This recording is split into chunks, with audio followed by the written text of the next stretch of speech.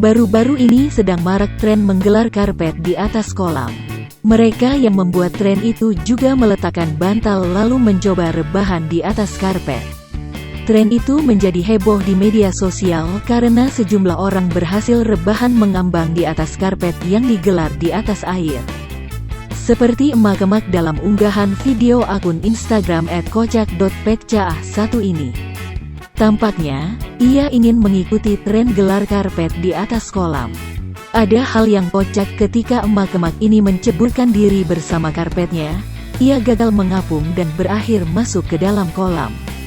Seluruh tubuh emak-emak ini pun basah. Sementara itu, bantal yang diletakkan di atas karpetnya terlempar jauh.